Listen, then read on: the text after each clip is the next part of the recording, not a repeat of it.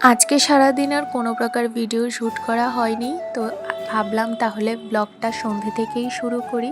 তো এখানে আমি বানাচ্ছিলাম হচ্ছে ফুচকা, কারণ আজকে খুবই ফুচকা খেতে ইচ্ছে হচ্ছিল।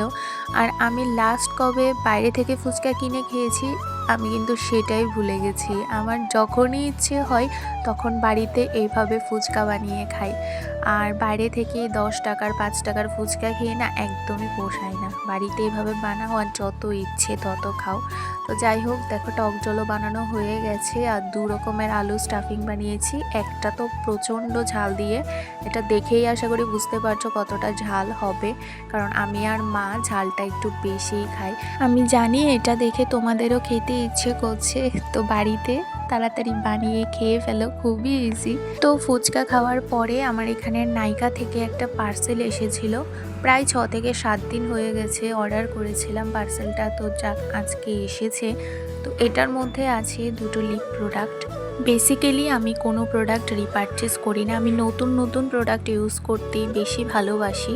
কিন্তু তারপরেও যদি কোনো প্রোডাক্ট আমি রিপারচেস করি তার মানে সেই প্রোডাক্টগুলো সত্যিই আমার কাছে অনেকটাই ভালো লেগেছে।